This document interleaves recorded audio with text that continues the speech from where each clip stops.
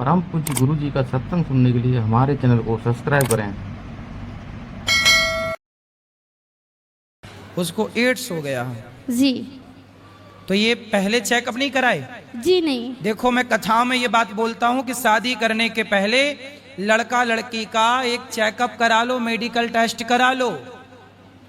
अब देखो, लड़की का विवाह हो गया, पता चला कि एड्स है।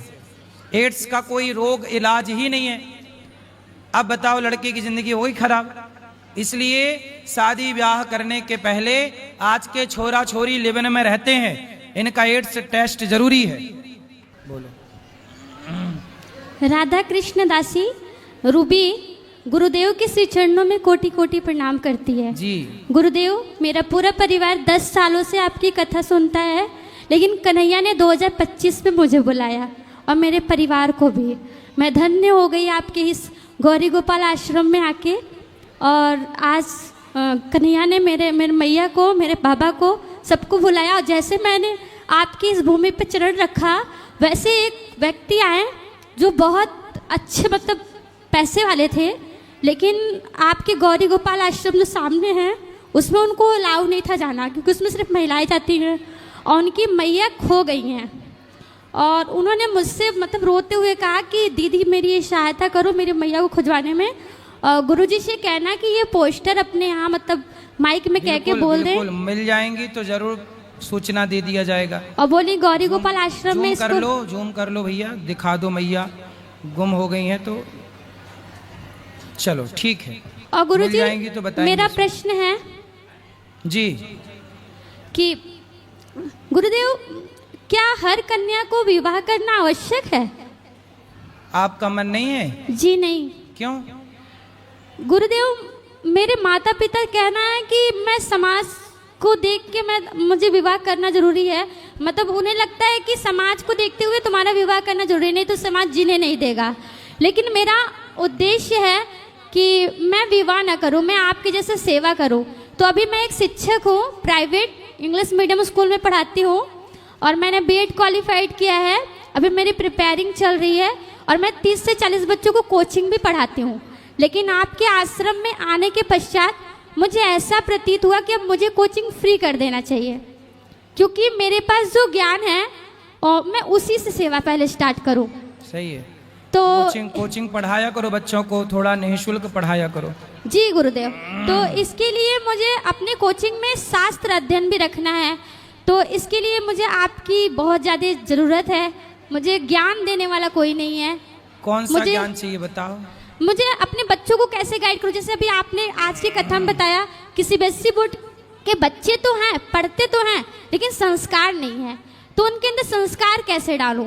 शास्त्र अध्ययन का ज्ञान कैसे दूं? क्योंकि हमारे गुरु तो आप हैं और हम आपसे 10 सालों के बाद आपकी कथा सुने, 10 साल लगातार, तो जाके आज मिले। कन्हैया ने मुझे बुलाया तो आज मैं 7 से 8 दिन हो गया मुझे आए। मैंने हर जगह दर्शन किया, लेकिन जो चीज़ मैंने आपके यहाँ आके देखा, माँ की सेवा, भोजन जो आपके यहाँ चलता है, वो सब देख के मुझे ऐसा लगा कि सच में मैं जो अपनी मैया से कहती हूँ मुझे करना चाहिए। तो आप मेरी मैया को, मेरे बाबा को समझाइए कि विवाह ही सब कुछ नहीं होता। मैं अपने पैरों पे खड़ा रह के समाज की सेवा कर सकती हूँ। बिल्कुल कर सकते हैं, सही है। तो गुरुदेव, मुझे विवाह करना चाहिए, माँ बाबा की बात माननी चाहिए या कितनी फिर? बहन हो आप? 3 बहन हो। और मेरे भ्राता 2 हैं। देखो, आपका विचार अच्छा है कि समाज सेवा करना चाहिए, लेकिन आपको आपके मन पर भरोसा है? यस जी गुरुजी। सुनो, मन आज तो चलो ठीक है, कल को मन यदि भटका तो यदि आप अपने मन को सदा कंट्रोल कर सकें, अपने मन पर आप हावी हो सकें, तो फिर ठीक है, आप समाज की सेवा करिए। समाज की सेवा तो सबसे बेस्ट, इससे बढ़िया कोई काम नहीं हो सकता, लोक परलोक दोनों के लिए। तो गुरुजी, आपके यहाँ गुरुकुल है, तो आपने गुरुकुल में कन्याओं का स्थान क्यों नहीं दिया?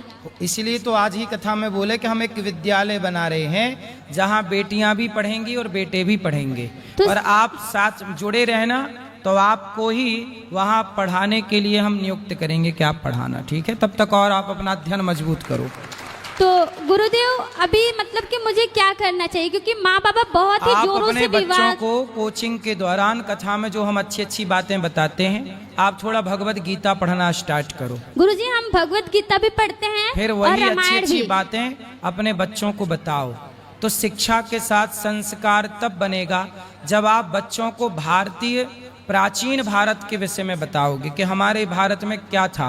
धर्म सबसे पहली आवश्यकता है। बच्चों को ये पढ़ाया जाए कि बेटा धर्म किसे कहते हैं। यदि दो चीजें पढ़ाई गई कि धर्म किसे कहते हैं और अधर्म किसे कहते हैं, आज बच्चों को पूछा जाए, यहाँ बैठे लोगों से पूछा जाए कि बताओ धर्म किसे कहते हैं और अधर्म किसे कहते हैं, बहुत सारे लोगों को पता ही नहीं कि धर्म क्या है और अधर्म क्या है। हम ये दो चीजें यदि बता पाएं बच्चों को कि धर्म क्या है, दया को धर्म कहते हैं, सत्य को धर्म कहते हैं, परोपकार परहित सरिस धर्म नहीं भाई, इसे धर्म कहते हैं।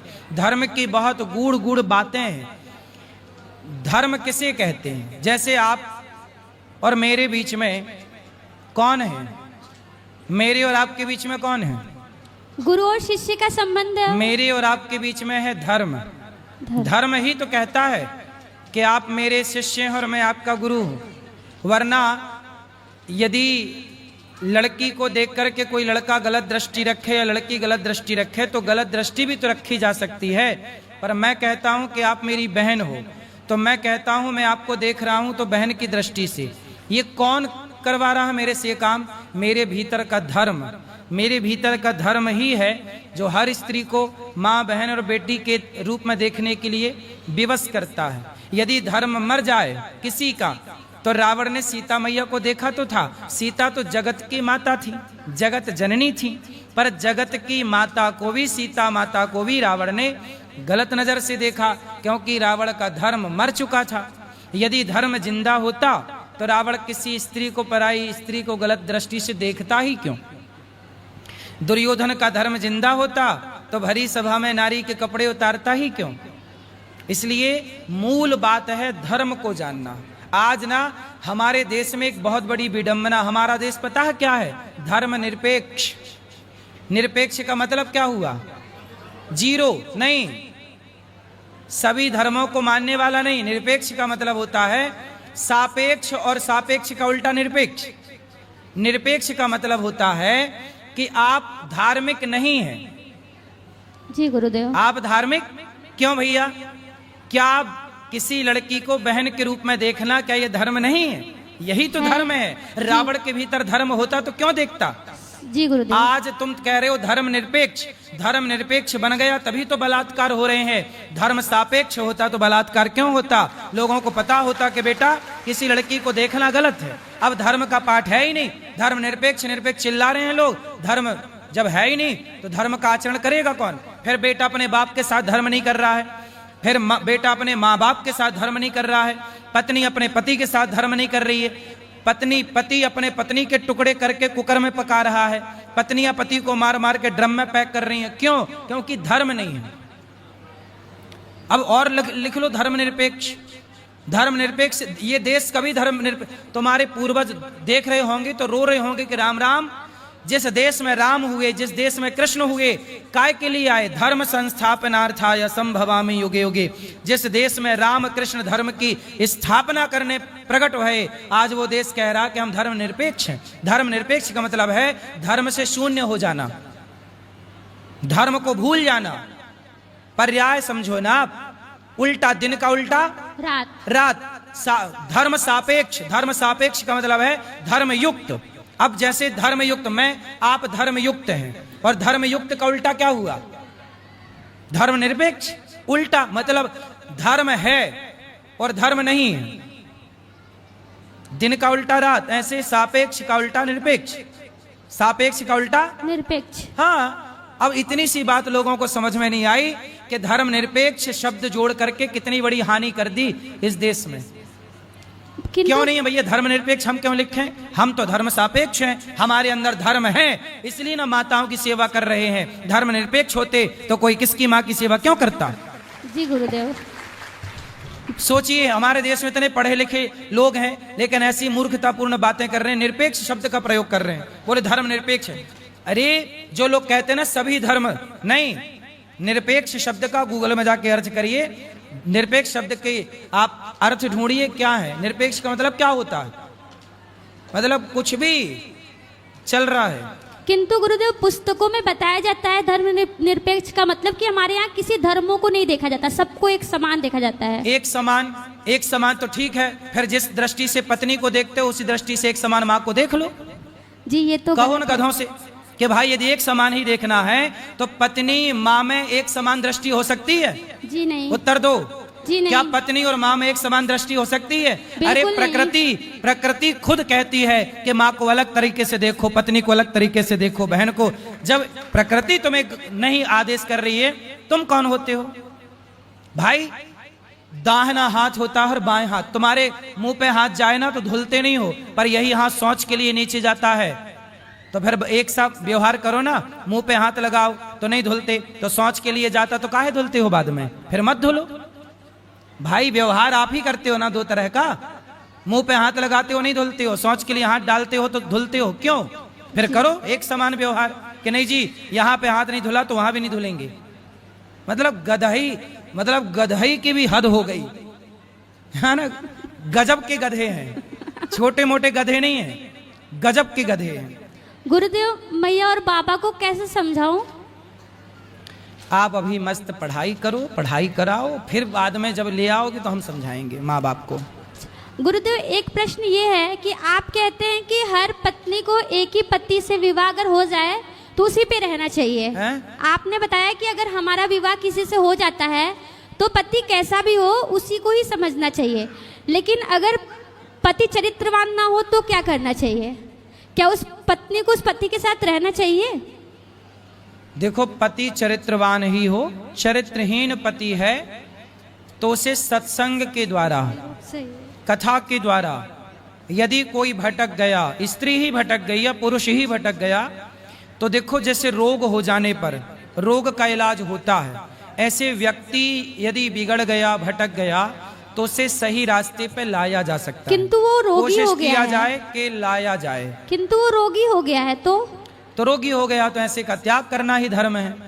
तो उस लड़की को दूसरा विवाह करना चाहिए? नहीं, दूसरा विवाह नहीं, भगवत चिंतन में रहना चाहिए। मीराबाई ने भगवान को अपना माना। जैसे कि आज उसका विवाह हुआ, उसके एक हफ्ते बाद उसे सब कुछ पता चला, तो उसे क्या करना चाहिए?